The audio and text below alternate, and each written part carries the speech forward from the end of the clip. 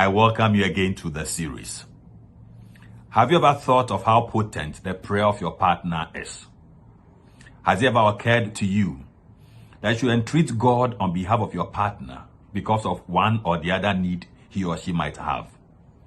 Our passage today is from the book of Genesis, chapter 25, verse 21, and it says, and I quote, Isaac pleaded with the Lord on behalf of his wife because she was unable to have children.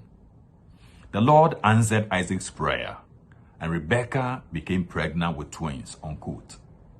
The theme is the efficacy of a husband's prayer. Every marriage, as we know, is full of dreams and aspirations.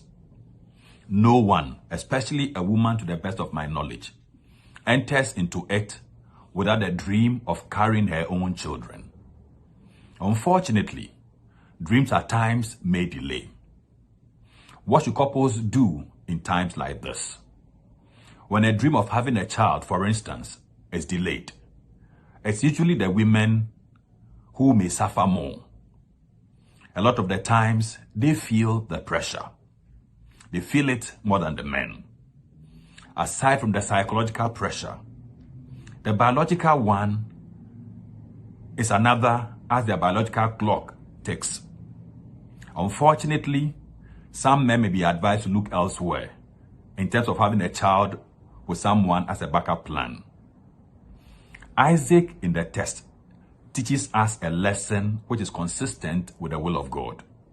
He prays to God on behalf of his wife. This is beautiful. How does it feel like when one's husband stands in the gap for her? The feeling, I'm sure, is great. Women of today, like Rebekah in the text, need husbands who can go before God in prayer. When the dream of having a child, for instance, or any other dream for that matter, delays. Is it not soothing when a woman wakes up at dawn to see her husband on his knees in prayer for her?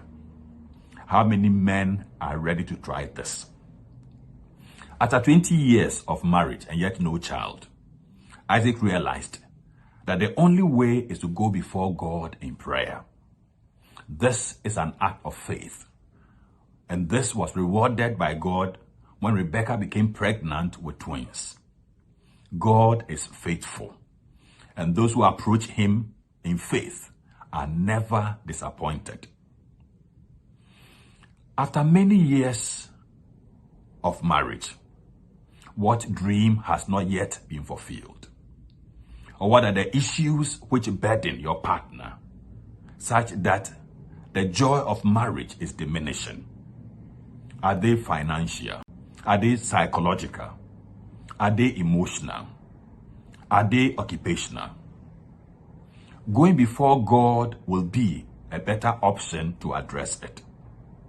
Going to one's family or friends to complain may not help, but rather may complicate matters. Going to the drinking bar to drink one's head off may not solve the problem. Staying at the workplace and coming home very late may not also address it.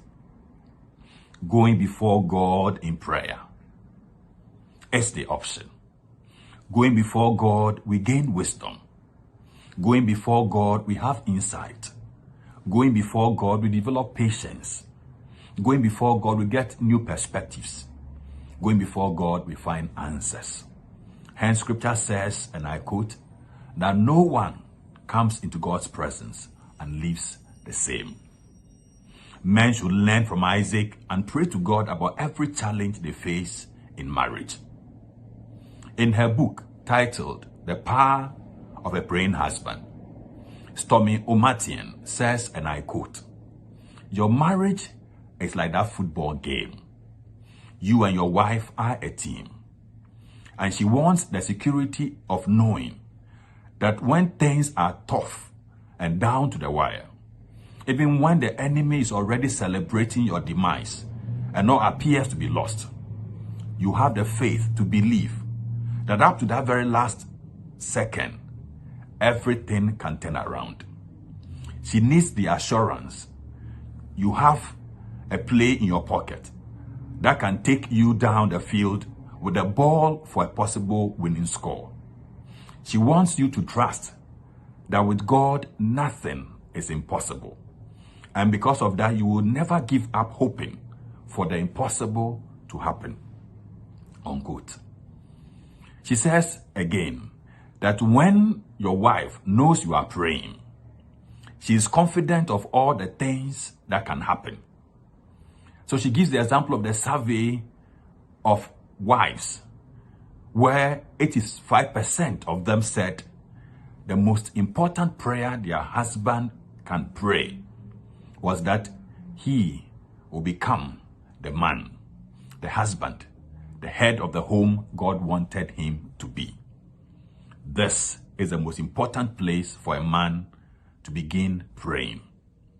My dear friends, young men must be taught to pray about issues of daily life before they grow up to face bigger issues. Every problem in marriage can become an opportunity for both psychological and spiritual growth. All may have failed, but prayer will never fail. Hence, the efficacy of a husband's prayer. God bless you.